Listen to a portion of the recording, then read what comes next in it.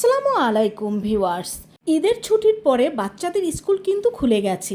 তো স্কুলের টিফিন বা নাস্তার জন্য আজকে নিয়ে এসেছি তোমাদের জন্য ঝটপট একটা রেসিপি, আর সেটা হলো ডিম পরোটা, যা খুব সহজে তৈরি করা যায়। তো প্রথমে এখানে আমি 1 কাপ পরিমাণ ময়দা নিয়ে নিয়েছি। তোমরা চাইলে এখানে ময়দার পরিবর্তে আটাও ব্যবহার করতে পারো। দিয়ে দিচ্ছি স্বাদ মতো লবণ। এখন অল্প অল্প পানি দিয়ে আমি একটা ব্যাটার তৈরি করে নেব। যারা রুটি তৈরি করতে জানো না তারা কিন্তু খুব সহজে রুটি বেলার ঝামেলা ছাড়াই এই ডিম পরোটাটা তৈরি করে নিতে পারবে।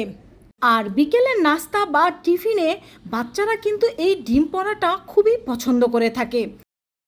আর এই ব্যাটারটা কিন্তু বেশি ঘন বা বেশি পাতলা করে তৈরি করা যাবে না। এই ব্যাটারটা কীরকম তৈরি করতে হবে সেটা আমি তোমাদের দেখিয়ে দিচ্ছি। দেখো দেখো এই আঙুলটা ডুবিয়ে আমি দেখিয়ে দিচ্ছি। দেখো আঙুলটা কিন্তু দেখা যাচ্ছে না, তার মানে এই ব্যাটারটা পারফেক্টভাবে তৈরি হয়ে গিয়েছে।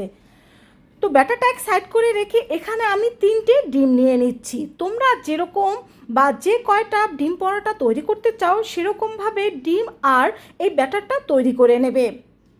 এখন এই ডিমের মধ্যে আমি দিয়ে দিচ্ছি পেঁয়াজ কুচি, আর দিয়ে দিচ্ছি এখানে ধনিয়া পাতা কুচি আর কিছু কাঁচামরিচ কুচি। এই ধনিয়া পাতাটা হচ্ছে অফ সিজনে লম্বা পাতা ধরনের যে ধনিয়া পাতাটা থাকে সেটা। তো দিয়ে দিচ্ছি স্বাদ মতো লবণ। এখন এটাকে আমরা ভালোভাবে মিশিয়ে নেব। আর এই ধনিয়া পাতাটাকে আমাদের এলাকায় বিলাতি ধনিয়া পাতা বলে, তোমাদের এলাকায় কী বলে সেটা অবশ্যই জানাবে। তো ডিমটা ফেটিয়ে নেওয়ার পরে এক সাইড করে রেখে চুলায় আমি প্যান গরম দিয়ে দিয়েছি। প্যানটা গরম হলে এর মধ্যে আমরা সেই ব্যাটারটা দিয়ে দিচ্ছি। তো ব্যাটারটা আমি চারিদিকে এইভাবে করে ঘুরিয়ে দিচ্ছি। তো এই পরোটার এক সাইডটা হয়ে গেলে আমি অন্য সাইডটা উল্টে দেব।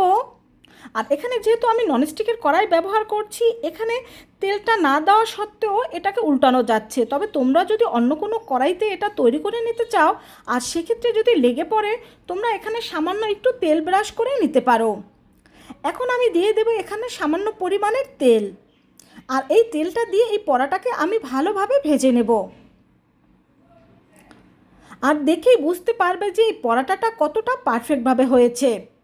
তো তোমাদের আমি উল্টিয়ে দেখিয়ে দিচ্ছি। দেখো এই পরোটার কালারটা কত সুন্দর হয়েছে। এখন এই পরোটা আমি নামিয়ে নেব। তো পরোটাটা নামিয়ে নেওয়ার পরে এর মধ্যে দিয়ে দিচ্ছি ডিম।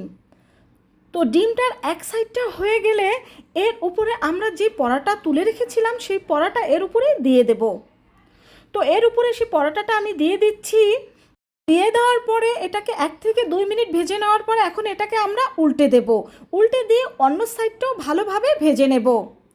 আর দেখতেই পাচ্ছ পরোটার কালারটা কত সুন্দর হয়েছে।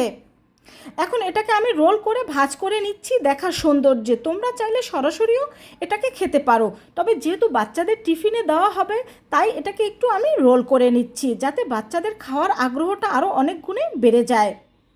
তো এটাকে রোল করে নেওয়ার পর এখন আমি এটাকে নামিয়ে নিচ্ছি। আর সেমভাবেই কিন্তু আমি সবগুলো পরোটা ভেজে এরকম রোল করে নেব। তো বন্ধুরা দেখতেই পাচ্ছ কত ঝটপট ও পারফেক্টভাবে এই নাস্তাটা আমরা তৈরি করে নিলাম। মাত্র 5 মিনিটেই কিন্তু বাচ্চাদের স্কুলের টিফিন বা নাস্তায় এই পরোটা তোমরা তৈরি করে নিতে পারো। তো ভালো লাগলে অবশ্যই আমাকে কমেন্ট করে জানাবে আর তোমার বন্ধুদের সাথে শেয়ার করবে।